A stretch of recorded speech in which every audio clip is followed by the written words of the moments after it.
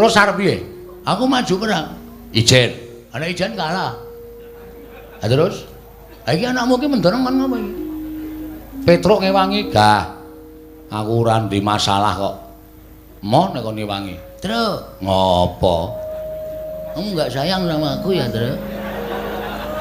Ya tresno ki tresno ning kowe iki sok kuwi lho kewanenmu iki kliwat. Dadine aku ki sok tido-tido ngewangi kowe.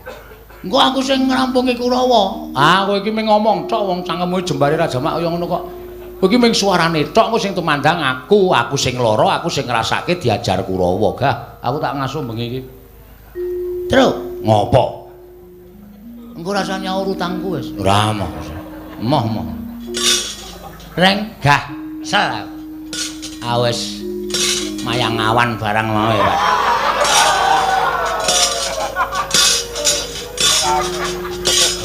Kesel aku. Wis taktik sewengi. Naskahe. Aku ngetik naskah apa? Beranak dalam kubur. Ayo ora ono lakon wayang kok beranak dalam kubur ora. Ngawur wae. Ayo piye? Kowe aja ming plonga-plonga kowe. Kudu tanggung jawab. Waduh. Wit. Ngopo, Gong? Kae wong telu sing ndene mburi kae ora dimanfaatke. Sapa? Lho, Ndara Gatotkaca, Ndara Antarja, Ndara Antarsena. Njur maksudmu?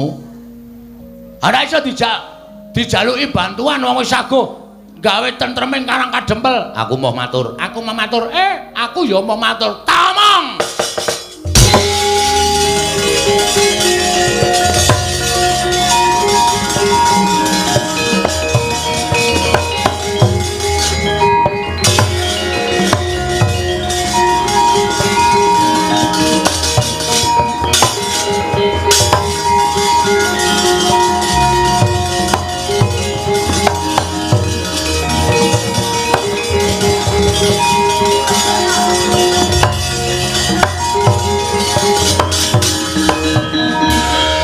Ndara Antasena Karta kaya ngendi? Ra ning nggone.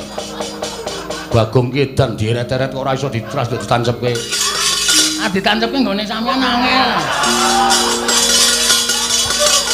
Sampean ki canom kok ditancepke angel ora jama-jama. Pun riki mawon. Yo. Nggari iki. Malang kerik. Yo. Ndara Antasena yo manut wae yo. Aku komandan Linmas e. Ha iya. Ana apa Bagong? Sampeyan mau teng mburi dong apa? Jagongan karo Kakang Mas Antarja. Karo Dimas Antasena. Ngrembug napa? Kowe perkaraku kowe ora perlu ngerti rembugane Gatotkaca Antarja Antasena. Ha, sampeyan mundur wae sampeyan prisa mboten sing rawuh ning Karang Kadempel. Sopo Bagong? Sopo Gong? Patih Sengkuni. Eyang Patih Sengkuni. Heeh, anu iya. Niate Semar ora kleru, ora salah, ora luput. Arep dipateni karo Patih Sengkuni. Patih Sengkuni teng mriki wis gawa pedhang. Semar arep dibacok nek mboten kula sing temandang. Wah, Semar mati dina niki, Jaya.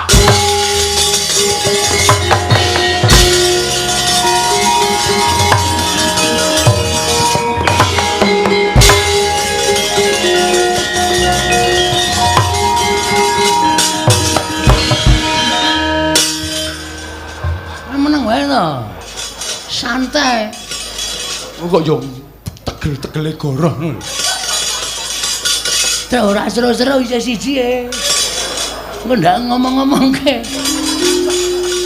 Gong, non. Sing omongke mau bener. Asli yakin. Mar kowe gelem ora boyong nang Ngastina?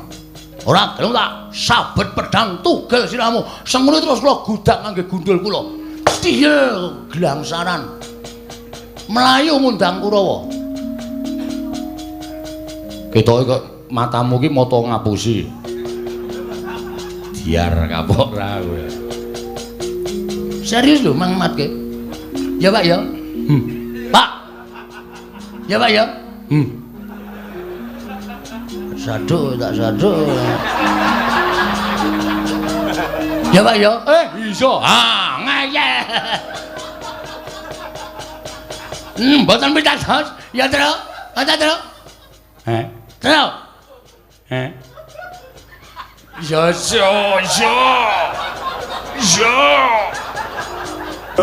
tentrem ati kula midhangetaken aturi pangendikanipun Ndara-ndara kula lancur-lancur Pandhawa. Mliginipun atmajanipun Ndara Werkudara. Mergi menapa kok ingkang kula pilih kok Ndara Gatotkaca, Ndara Antarja, Ndara Antasena. Jagat menika sampun nekseni bilih kekiyatanipun putra Pandhawa menika dumunung wonten Ndara Gatotkaca. Ingkang pranyata sampun pinilih dening para punden-punden Pandhawa. Benjang ginadang dados senopatining para Pandhawa.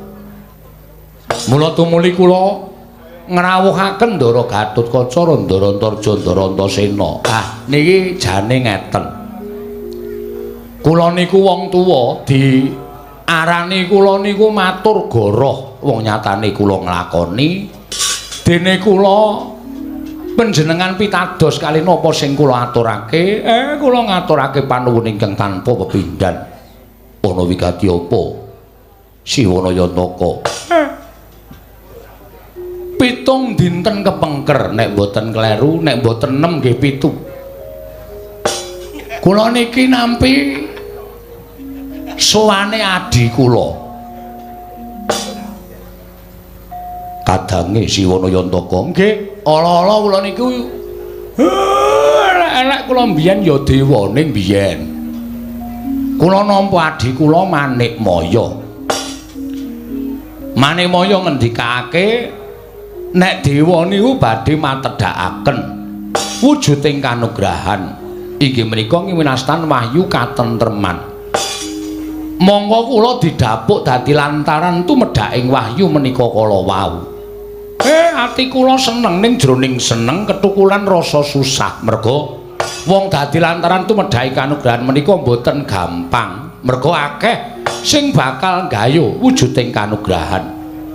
Wong kang nggayu kanugrahan menika werna loro, ana wong sing apik, ana wong sing ala. Nek sing wong apik mesti manut karo pernatan wong nggayu kanugrahan iku carane pripun lan dalane kepiye mesti dilakoni kanthi becik lan apik. Lah nek nganti ketemu karo wong sing ala, nek nganti ketemu karo wong sing tumindak angkara budine Candala, wis watake angkara budi Candala mongko kedunungan wahyu. Mesti lakune sarwa gudel bingung mbok bentus mboten kanten-kantenan. Nek nganti kaya ngoten niku kelakon ateges angancam dhateng kawilujenganipun ingkang ngabdipun Badranaya. Monggo kula niku ora duwe kekuatan, monggo kula niku ora duwe kasantosan. Mula nek kula mboten ngrawuhaken anak-anak Pandhawa mliginipun putra Jodipati. Lah nek nganti enten apa-napa sing tumanduk enten Karang Kadempel, kula sing kapitunan. Kakek Semarak duwe anak 3 to. Wah niki mung mangane tok. Mboten tau duwe gawean sing pripun-pripun. Nala gareng niku nuwun sewu arepa tuwa dhewe ning pikirane kaya bayi. Petruk niku arepa sentosa dhewe, gelem tumandang ngibarate kaya wujuding manuk merak nika gelem ngegarake buntute katone ndah nek wis diwenehi pakan niku watake Petruk. Luwe-luwe Bagong. Bagong niku anak sing paling wani kali kula. Nek kula kongkon malah mendelik matane. Sajak kaya ora kepengin didhawuhi karo wong tuwa. Mula mboten nonton sing kula jagake kejaba amung sampeyan klebet miturut pemanggih kula lho Den, miturut pemanggih kula lan ancasing gegayuhan kula. Kula mboten badhe selak kalih batin kula. Upama kula niku dadi lantaran tumedhaking kanugrahan, kula kepengin nek wahyu niki mangke ditampa dening momongan kula para Pandhawa. Niku karep kula. Ning gandeng kula menika ming wujuding titah, kula menika ming batur ming Panakawan.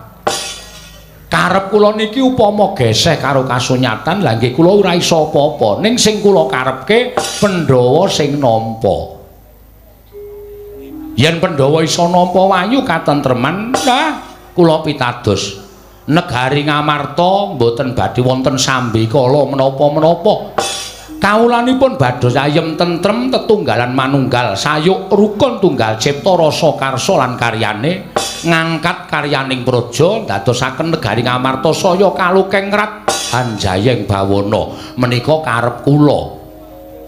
Mula karep niki supaya isa klakon ya sampeyan kudu melu cawe-cawe babakan anggen kula dados lantaran tumedhahing kanugrahan.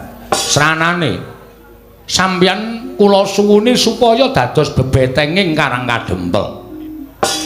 Bebetenging Karang Kadempel supaya njaga kawilujenganipun Semar Badranaya. Nek ana wong sing angkara murka, wong sing tumindak candala kepingin kedunungan wahyu.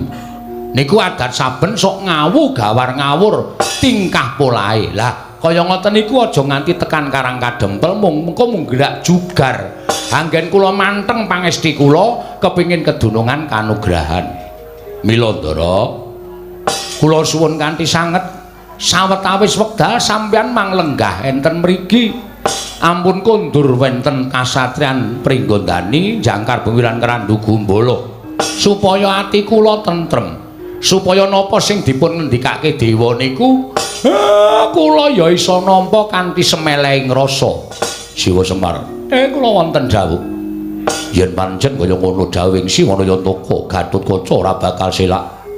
Yen perlu, aku bakal ngenteni nganti tumekaning tumedhahing wahyu mau tinampa dening sapa lan aku pengin ngawruhi sapa ingkang entuk kabejan nampa kanugrahan. Nggih, matur sembah nuwun. Semono uga aku ya bakal mapan ning Karang Kadempel padha karo Yayi Gatotkaca mung kepengin nyumurupi sapa ingkang bakal nampa kanugrahan. Lan aku uga bakal sagu dadi petenging Karang Kadempel sak mangsa-mangsana wong kang bakal mbebeda sarta ngganggu gawe Siwa Semar Badranaya nggone dadi lantaran tumedhahing kanugrahan. Yen kakangku loro wis sagu, aku ya ora bakal bali. Mbah, aku arep ning Karang Kadempel. Aku arep njaga kakene Semar nggone bakal dadi lantaran tumedhahing kanugrahan. Yen perlu njaga tak tatai nganti tetesing getiku ingkang pungkasan kakene Semar. Matur nuwun, matur nuwun. Ae do dirungokke. Ndara-ndaramu ae karo aku wis do manut. Mongko kae iki sing menehi bayar aku. Ewadene tak kongkon kanthi ikhlas ngewangi ro Bapak Semar. Lah aku iki sing gaweane ngelongi kayaku kok malah dikongkon ora tau manut. Lah nek aku ki iso perang ngono wae, sago-sago wae, Pak. Lah aku ki dapukane ki humoris. Apa aku humoris kok kon perang ra ya ora cocok to? Petruk iki sing gagah gedhe dhuwur. Lah nek aku konjo karo bapak, yo nek sing teko nggo kuwi wong-wong sing arep ngridu karo bapak ki wong sing padha sak babak karo aku. Nek kono luwih digdaya, kowe kono luwih sekti, aku ngewangi bapak, nek aku tekaning pati, bapak kelangan. Ayo ora. Ya luwung aku ora sago wae malah tentrem kabeh. Bapak njaluk pambiyantuning putra-putra Pandhawa kuwi malah kepenak. Bagong iki sing adat saben sok kendel. Aku lagi males ya, Tru. Lagi males aku. Mikir apa? Corona. Rasa tok pikir, kowe anggere tok pikir kowe engko marah psikismu kena. Pipise. Psikis kok pipis. Psikise kena. Nek psikise kena kowe mikire kuwi terus malah kowe engko daya tahan tubuhmu berkurang, kowe kena virus. Wong virus kuwi jane gampang dipateni, gampang disirnake. Waton pikiranmu normal. Ngono ya? Aku ya selalu nyuwun ngersane Gusti muga-muga apa mau kena sing tuwa dhewe. Weh, cangkeme. Dadi mati wis tutuk le urip lho, Mar. Lho, ngandel ora? Pitados mboten. Anak kula Bagong niku ngonten niku. Mbok ya aja banget to, Gong. Wong Semar ki ya momong marang para Pandhawa. Bapakmu ki ya gedhe labane marang para Pandhawa.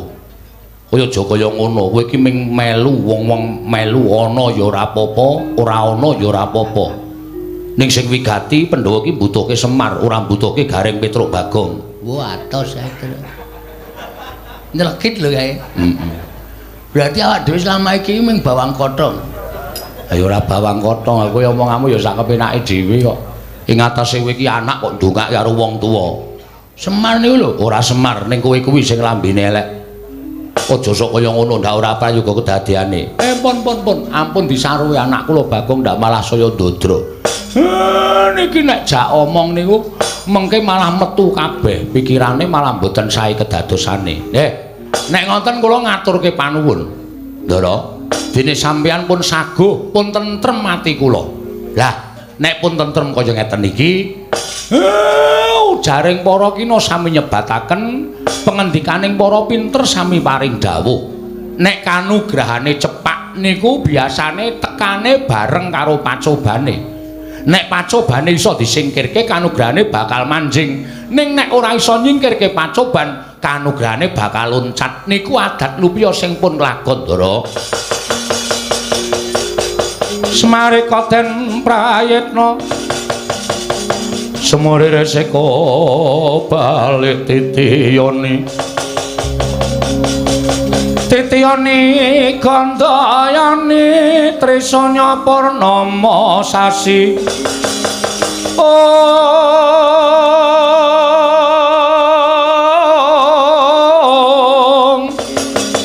gilar-gilaran ing tengah latar milang lintang Bima Sekti gilar-gilaran ing tengah latar milang lintang Bima Sekti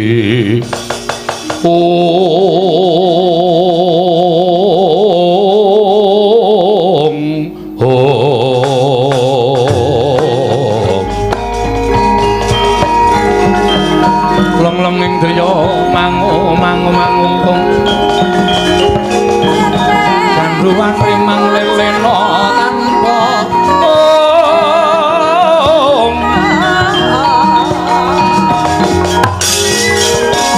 tanpa kanen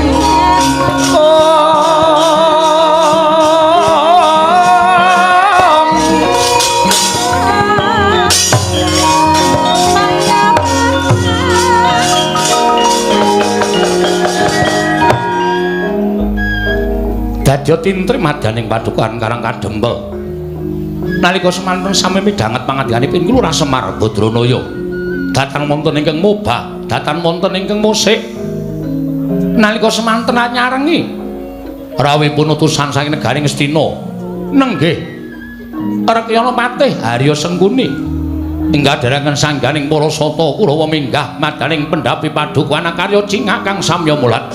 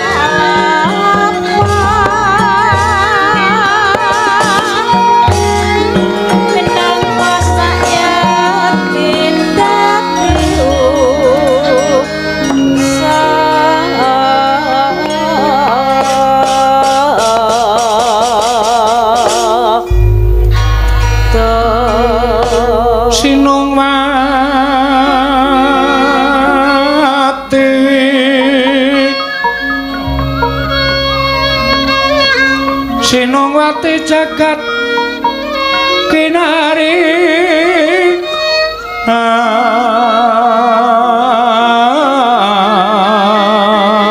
among mbak lumembak ombak ing samudra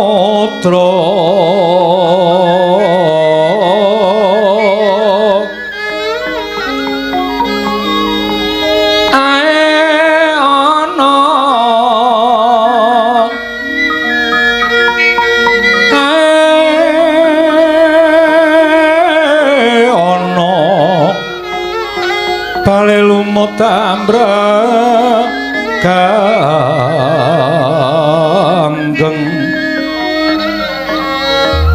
awito denceng dencengan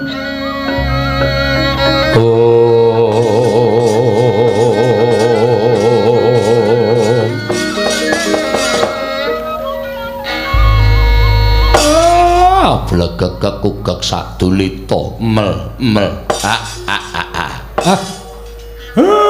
nala gareng ora pangling iki ndaraku Rekyana Patih Harya Sengkuni ingkang rawuh ana ing Karang Kadempel. Kurang ngimpi apa-apa lah kok Karang Kadempel kerawan priyagung. Oh iya ngono Pak. Ndara Patih Sengkuni karo Ndara Dursasana. Kok dengaren ora guyu ya, Truk? Ha ya urung kok. Nggon ngendi-endi kok kon guyu ya ora wangun. Dibageke Pak Gong. Ndara Patih Sengkuni karo Ndara Dursasana. Kaya ketekan debt collector ya, Truk. Heeh. Yo anggepe bapak iki diutang karo Mestina apa piye lah. Rumah saku kok ora ana apa jenenge iki pasuryan utawa rai sing nyenengke. Lah iya. Beda nek ketemu ndara-ndara Pandhawa kae Ndara Janaka kae arep luro ning ya penuh senyum. Mesti mesem Ndara Werkudara kae kondang le angker kondang le kereng ning mesti mesem. Iki kok wong loro kok mbesengu terus raine. Kaya dikucir di semen. Timbalana, Pak. Kowe menengo dhisik. Aku tak diem. Nuwun sewu. Kula ngaturaken sembah pangabekti kula kunjuk Ndara Patih. Iya Semar ndak tompo. Pangestuku Tampanana Panakawan. Nggih kula pundi nggo jimat paripe dayanana ing kasantosan. Ndara Dursasana kula ngaturaken bekti kula kunjuk. Iya Semar. Tak tompo ora liwat pangestuku Tampanana. Kula pundi nggo jimat paripe dayanana ing kasantosan. Ndara Patih Sengkuni bekti kula ya nala garing tak tampa pangestuku Tampanana. Ndara Dursasana bekti kula wah nala garing ya tak tampa. Sirahmu saya cilik. Nggih. Karang kahanane kaya ngenten iki wong keserakat kok, Den. Wong mboten gadah niku ya wis kurang vitamin. Oh, lah iya mangan sedina pindho. Rebutan karo anake. Nggih mboten napa-napa. Pun kula lakonane. Ndara Patih bekti kula. Iya Peter ndak tampa. Ndara Dursasana bekti kula Den. Oh ya sing ketok gagah dhewe ming Petro. Ketok sehat dhewe. Pangestuku Tampanana, Truk. Nggih kula pundi nggo jimat paripe. Ndara Patih bekti kula iya Bagong tak tampa. Ndara Dursasana bekti kula. Kowe iki rasah guyu, Gong. Gayengke. Engko dikira ora ngabekti. Wah, caidan. Bendoro guyu kok ditirokke. Aku ya edan. Lho. Ngawur ora. Guyu dhewe. Pangestuku Tampanana Bagong. Kula pundi kasihat. Paripe dayanana ing kasantosan. Lho. Edan ora. Wis aja nesu lho, aja nesu. Bagong kae pancen watake kaya ngono kae. Nggih, mboten napa-napa. Enten apa Gusti Patih? Semar. Ingkang sepisan aku tilik marang karharjanmu. Sak kulawarga. Nggih, matur nuwun. Syukur dene bareng aku prapta ning Karang Kadempel, kowe lan kulawargamu tansah pinayungan marang panguwasaning Gusti ndadekake bombong atiku. Ya mung bareng aku munggah ana ing pendopo padukuhan, kok rasaku kok banjur duwe rasa ternyuh marang kowe. Ternyuh sebabe napa? Aku tak takon karo kowe le suwita Pandhawa kuwi wis pirang taun? Mboten iso diukur nganggo wilanganing hitungan. Kula wis suwita alindara-ndara kula Pandhawa niku paribasan pus puluhan taun. Lho la iya. Ing atase Pandhawa kuwi duwe abdi jenenge Semar lan sak anak-anake. Kowe suwita karo Pandhawa kuwi wis puluhan taun. Aku keri dhewe sowan utawa prawuh ning Karang Kadempel kuwi tak kira ya wis puluhan taun. Wiwit biyen tekan saiki kok nuwun sewu, kahananmu kok ora ana undhakane. Kahananmu kok mung sarwa sekeng, sarwa ora duwe, sarwa kecingkrangan uripmu. Bale wis mamu ya ora mundhak apik, omahmu ya ora mundhak becik. Ya ming popok kaya ngene wae. Kok sik to, aku tak takon karo kowe, jane Pandhawa ki gatekke karo kowe apa ora lho? Jane Pandhawa ki gatekke karo kowe apa ora? Pandhawa ki tresna karo kowe apa ora? Yen lumrah Pandhawa kuwi wis padha mukti ngawibawa Nyakrawati ning negara Ngamarta. Ora kok ming buru karo kesenengane dhewe ning ya mulat karo kahanan abdine, kaya ta kowe lan sak anak-anakmu. Kowe uripe kecingkrangan, kowe uripe keserakat tanpa entuk bantuaning para Pandhawa. Ketitik aku iso omong kaya ngono merga omahmu ya mung wujude kaya ngene kae biyen tekan saiki ora mundhak-mundhak. Pendapamu wis daya ngulon ya ora dijejeke. Apa kaya ngono kuwi Pandhawa duwe rasa gatekake marang abdine. Ewa semono aku tak takon karo kowe. Kowe iki jane kena kemayan apa, kena gendam apa, kok tetep suwita marang para Pandhawa. Wong nyatane Pandhawa tok suwitani ya ora ngundhakake karo uripmu, Pandhawa tok suwitani ya ora ngundhakake derajatmu. Kowe ming dadi abdi, kowe ming dadi batur, ora munggah dadi tumenggung, ora munggah dadi nayaka lan punggawa negara Ngamarta. Coba saiki aku tak takon karo kowe, apa kaya ngono kuwi duwe rasa gatekake Pandhawa marang Semar lan sak anak-anake? Kuwi lho, dirungokke Mar. Ora ming waton buru karo kekarepamu dhewe. Saiki tak takon, ngendikaning Paman Sengkuni kuwi bener. Kowe iki ora tau diwenehi apa-apa karo Pandhawa kok le senengmu karo Pandhawa ki nganti kepati-pati. Dadi abdining Pandhawa persasat tekan saiki ora ana undhakane kaya kowe iki tetep nglesot ana ngareping Pandhawa jane sing entuk goleki apa. Wah, pendapa sepira taun iki ya malah pendapa kok payone gendeng separo, plastik separo. Iki apa pantes dadi papan panggonane abdining Pandhawa ingkang tuhu dadi satriya ingkang kondhang kalukengrat. Oh, bronjong. Bronjong sapa? Baladupa. Iya. Iya pancen bener lah, kuwi kudu tok gatekake, Mas. Oh, biyen-biyen nek kowe gelem melu Kurawa, biyen-biyen nek kowe gelem diboyong nang negara Ngastina, wah, saiki wis ditretes sinten mripatmu. Wis nganggo jarik ingkang sarwa prada, omahmu mesti wis akeh ora ming siji, nanging pirang-pirang nggon. Apa sing mbok jaluk dening Koko Prabu Duryudana bakal dituruti. Ora kok sekeng kaya ngene iki, ora kok melarat kaya ngene iki. Ra yo ngisin-isinke lho. Abdi Pandhawa kok ora duwe apa-apa. Ya bener, sawah Tegalmu kuwi jembar. Nek apa ya cukup wong pamer sawah Tegal, yen omahe ora mingsra kaya ngene iki. Mangke riyen ta.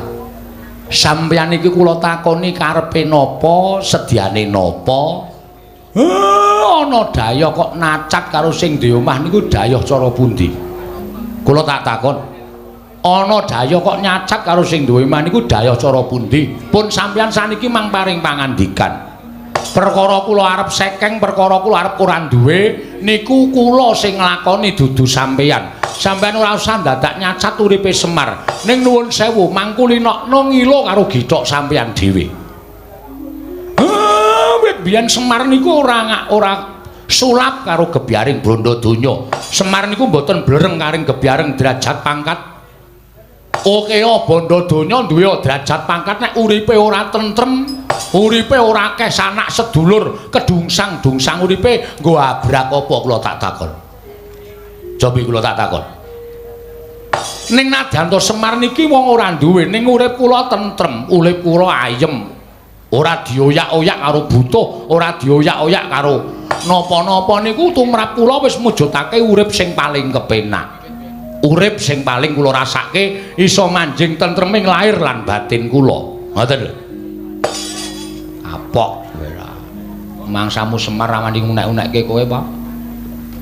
Lho, kowe. Tau unek-unekke, Pak? Aja. Kowe engko wae gampang.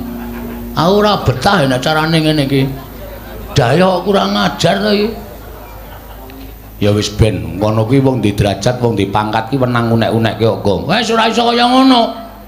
Ora iso njero duwe derajat duwe pangkat wenang unek-unekke. Wong sing ora sadar karo kedudukane kaya ngono kuwi. Iya ning sabar. Ora iso. Aku ngelih. Lho ayo wis. Aku anggere ngelih ngene gampang nesu soalé. Ayo engko gampang engko tak liwetke. Duwe wae. Njaluk kowe. Pun saniki mangkondo, mangendika. Nuwun sewu nek kula rada lancang. Mangendika pripun lan napa ta sababe dene sampeyan rawuh enten Karang Kadempel. Kula tak nampa pengendikanipun Ndaropati Sengkuni kanthi terwaca ngene. Aku prapta ning Karang Kadempel iki diutus dening anak Prabu Duryudana. Dene anak Prabu Duryudana kuwi nampa sasmita. Lan entuk sasmitaning dewa yen to dewa bakal matedhakake wahyu ing ngaran wahyu katentreman. Monggo ngendikaning sinuwun Prabu Ngastina. Wahyu katentreman kuwi nuwun sewu lho ingkang dadi lantaran Kakang Semar Badranaya. Mula tumuli aku diutus dening anak Prabu Ngastina supaya sowan menyang Karang Kadempel ingkang wigati mboyong marang Kakang Semar rawuh ana ing negara Ngastina. Dadi lantaran tumedhaking wahyu katentreman. Sediaku mung cukup kuwi. Lan upama Kakang Semar kuwi gelem diboyong marang negara Ngastina, aku ngaturake panuwun ingkang tanpa pepindhan. Nanging yen to Kakang Nayantaka ora kersa diboyong marang negara Ngastina, nuwun sewu lho, ora jeneng aku meden-medeni karo Kakang Nayantaka, aku nggawa Kurawa segelar sepapan. Yen dijum sarana aris ora kena, nuwun sewu, paripaksa aku kudu meksa karo Kakang Semar. Yen perlu Karang Kadempel tak bumi angus supaya Kakang Nayantaka gelem prapta ning negara Ngastina.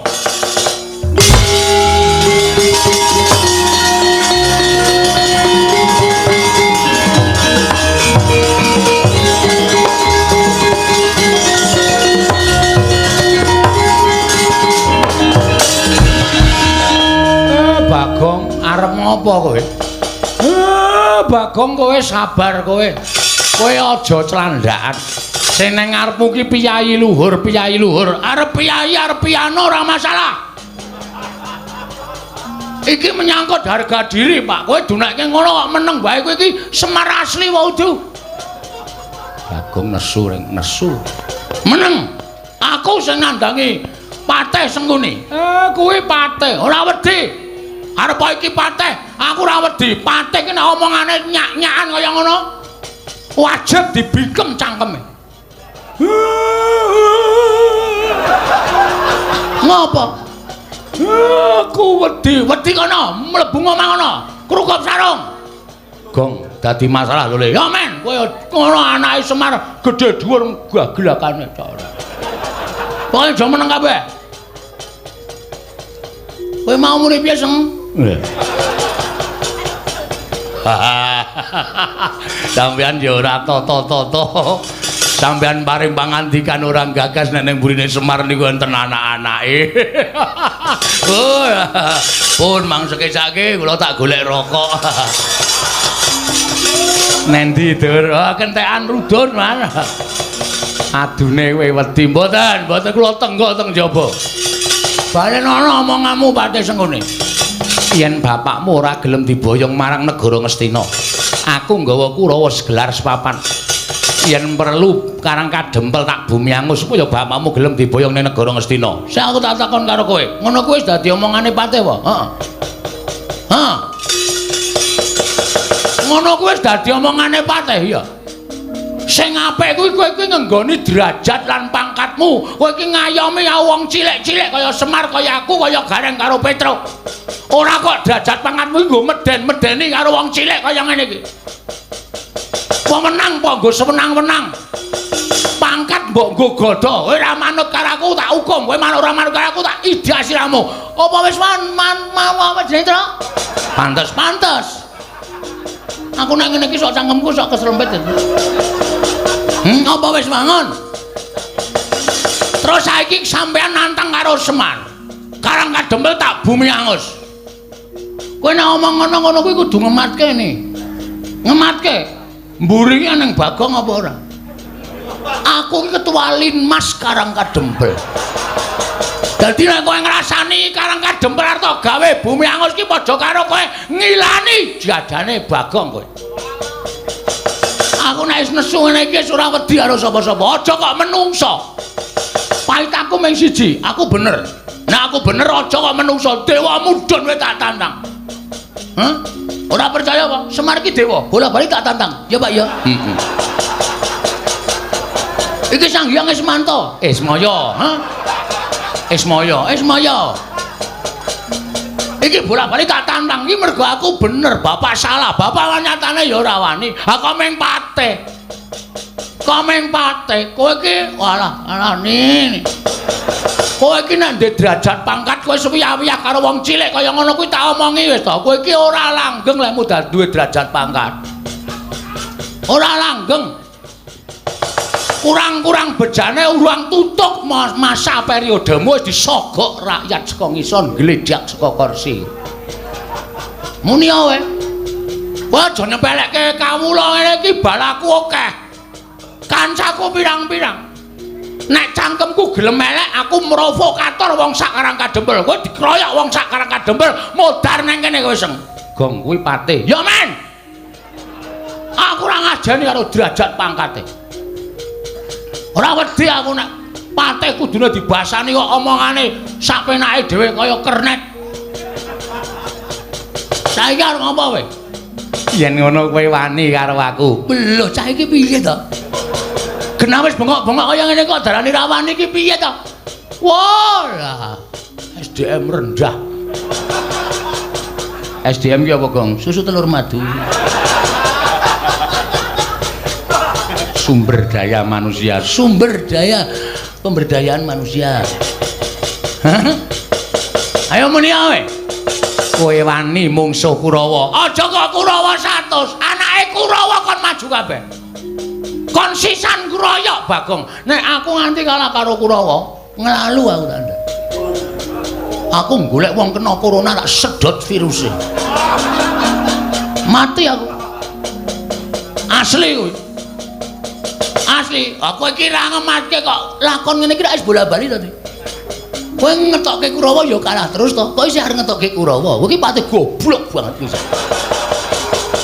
Wis takono iki sing rawuh dalang-dalang akeh. Tau apa Bagong kalah karo Kurawa? Ora ana, ora payu wayang tak kandhani.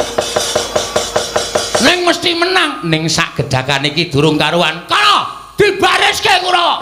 Tak trajang ijen ora mundur Kurawa aja tundang Bagong. Iki merganing Patih. Ah, kowe iki kesuwen.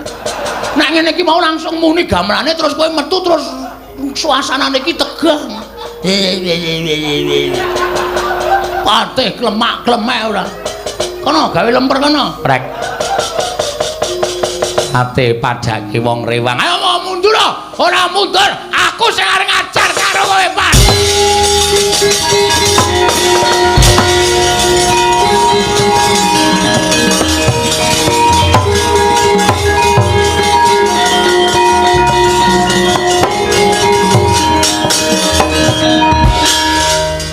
Wah. Piye, Gong? Ngedram pisan kowe ra kompak.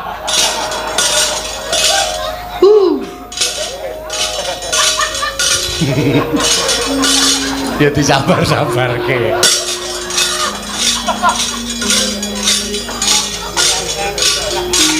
Nggo genep-genep ora. Ngene iki mau tak andani ngene iki. Tang tang tunggas ngono. Tang tang des. Ayo. Dagel aku ilang dadi. Iya. Ora apa-apa. Sesuk 100 wae lho. Ha. Ora kleru kok. Caedan. Pancen kan biyen, Pak. Kersane Bapak, kowe iki ngono kuwi iki akibate apa ora tok pikir? Hah? Arep kowe mentang-mentang kaya Gendhewa ning nek Kurawa 100 mangkat bareng kowe kalah. Kurawa iki 100 pirang-pirang. Nek Sengkuni ndhawuhke Kurawa ngobong Karang Kadempel, telung kedheping netra Karang Kadempel kobong. Kendel ya kendelne nganggo utek ora sak penake dhewe. Iki dienggo sirahmu gedene semono kuwi isine banyu apa otak? Adake sapiteng ya, Truk. Ayo. Ayo otak, ayo otak. Ah, kene nek otak kudune iso mikir. Ora sak penakmu dhewe kaya ngono kuwi. Terus arep piye? Aku maju perang. Ijen. Ana ijen kalah. Ah terus? Ha iki anakmu ki mendorong men ngopo iki? Petruk ngewangi gah. Aku ora ndek masalah kok. Mo nek kon ngewangi. Truk, ngopo? Kamu enggak sayang sama aku ya, Truk? Ya tresno ki tresno ning kowe iki sok kuwi lho kewanenmu iki kliwat. Dadine aku ki sok tido-tido ngewangi kowe. Engko aku sing ngrampungi Kurawa. Ah kowe iki mung ngomong tok wong cangkemmu jembare Raja Mak kaya ngono kok. Kowe iki mung suarane tok kowe sing tumandang aku sing lara, aku sing ngrasake diajar Kurawa gah. Aku tak ngasuh bengi iki. Truk, ngopo? Engko rasa nyaur utangku wis. Ora moh. Moh. Reng gah sel. Awes mayang awan barang mau ya.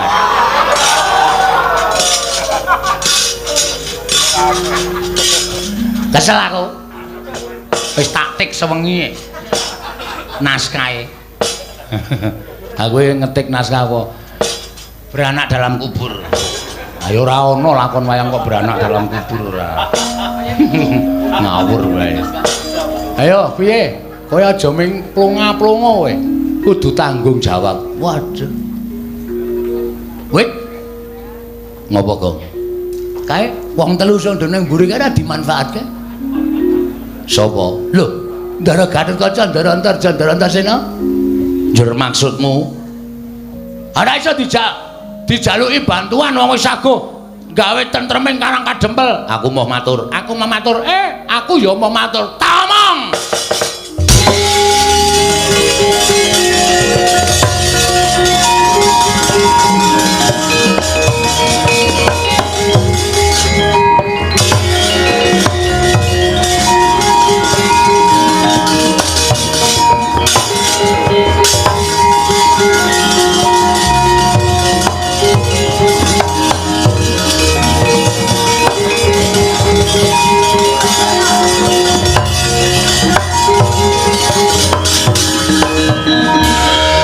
Ndara Antasena Karta kek ngendi? Nah ning nggone. Bagong Kidan dieret-eret kok ora iso ditras ditancepke. Ah ditancepke nggone sampean angel. Sampean ki canom kok ditancepke angel ora jamak-jamak. Pun riki mawon. Yo. Nggari iki. Malang kerik. Yo.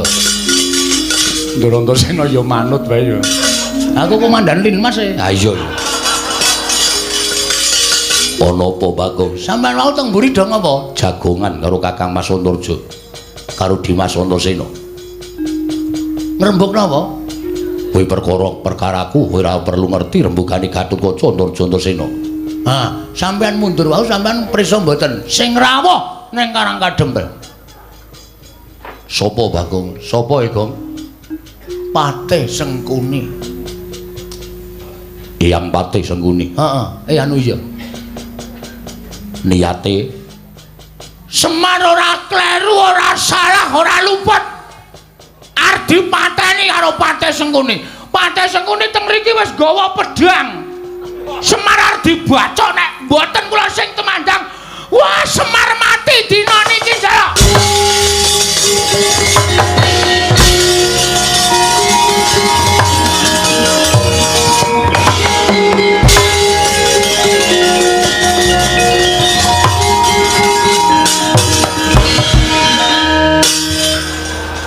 Meneng wae to. Santai. Kok yo tegel-tegele goroh. Terus ora seru-seru isa siji e. Engko ndak ngomong-ngomongke. Gong, Nun. sing tomongke mau bener. Asli yakin. Marep kowe gelem ora boyong nang Ngastina. Ora gelem tak sabet pedang tugel siramu. Sengune terus kula gudak ngangge gundul kula. Tiyel glangsaran. Melayu ngundang Kurawa. Ketoke kok matamu ki mata ngapusi. Diar kapok ra kowe. Serius lho Mang Matke. Ya Pak ya. Pak. Ya Pak ya. Sadu tak sadu. Ya Pak ya. Iso. Ah, ngayal. Mboten pitados. Ya terus. Ada terus. Terus. Ya. Kena tak netke jeblok iki ya.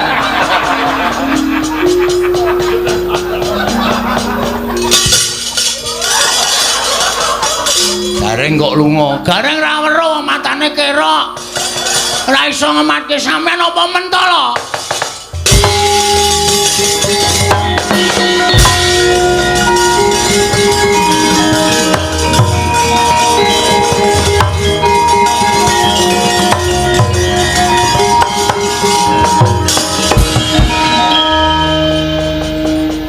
Ketawa, bapak ketawa.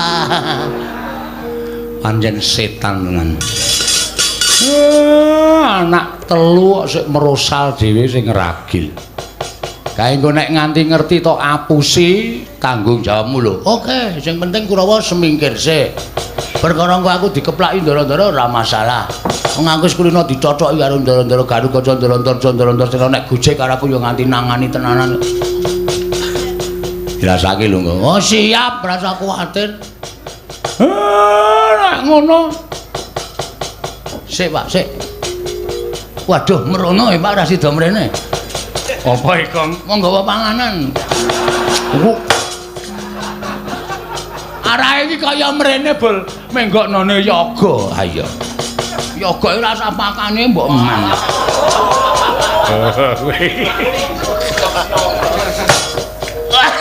Nganti waktu aku. Ha iya. Wis tole. Tak jaluk jaganan Karang Kadempel. Upama ndara-ndaramu kae padha Bandayuda ewang ana engko ndak dikira. Kowe ora tanggung jawab.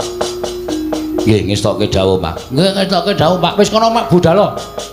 Mboten ngangge gending lho, Pak. So gending-gending apa?